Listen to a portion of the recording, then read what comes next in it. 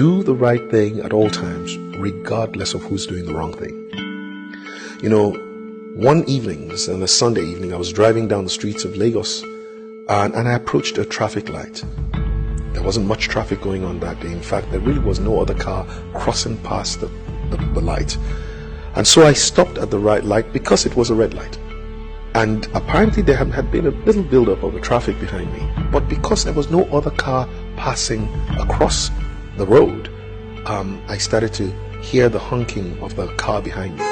I peeped into my rear view mirror and there was a beautiful Jeep, and this lady who was driving it was honking and telling me, literally signaling with her hand, go, go, go. Of course I wasn't going to go. I wouldn't go, even if I could, but I wouldn't. And finally, when the light turned green and we turned onto another major intersection, this lady drove up behind me and she started to frantically, as she wound down her glass, said to me in a language that I understand, Yoruba, "Uri owe, uri owe." And she was just saying to me, you are mad, you are crazy, for essentially stopping at a red light. What the lady didn't realize is that I am a commissioned officer of the Nigerian police force.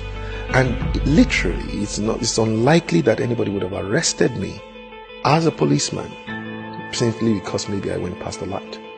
But I would not go past that red light, not because I'm scared of being arrested, but for the very simple reason that, number one, I fear God. Number two, I love Nigeria and I love the people of this nation. Number three, this is the most important one, I do have a respect for the law.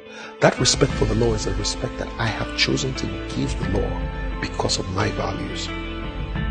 You see, the other thing that the lady did not realize was that as she was winding down her glass to tell me how crazy I was, she had wound down the glass, the rear glass, and two little beautiful girls were peeping their head out of this beautiful Jeep, looking at this man who their mom had just told was a madman for stopping at a red light. And you see, basically what had happened was they had just gone through their first driving lesson, 5-year-old and 8-year-old girl, and they just learned from their mom that anyone who stops at a red light is crazy. This is essentially how we have confused a generation. And I'm sure you know that there was a time when there was a generation that knew what was right from wrong and chose to do what was right. And somehow they passed on the wrong signal to the next generation. Once that generation got confused, they started to look at what was right and look at what was wrong and called what was wrong all right. You know, the word all right comes from two words, altered right. It used to be wrong, but somehow now it's altered right. It's all right. But guess what? We have now come to another generation, and I think they are the most confused. This is the generation that begins to think that what is wrong is right and what is right is wrong. And so we have to go to a place where we restore not only our values, but we put it back, the right values, into the consciousness of our people.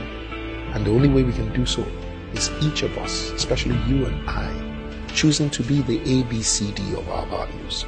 In other words, first we have to be the advocates of our values.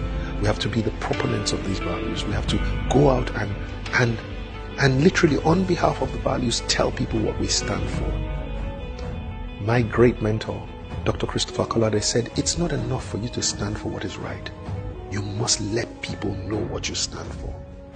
But then, apart from being an advocate, we have to become believers and behavers of our values. In other words, don't just say what you believe, behave in accordance with your beliefs. And then there is C, be a champion for your values. Choose to make and convince other people what it is that you stand for. And the last one, be a defender for your values. You know, you have to defend your values. Every time your values are violated, stand up for your values.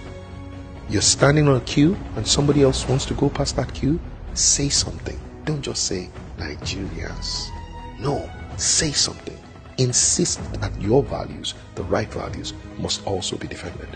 And this is how we will put the right values back into the consciousness of our nation. Each one advocating, believing and behaving, convincing and defending our values. So go ahead and do the right thing at all times, regardless of who is doing the wrong thing.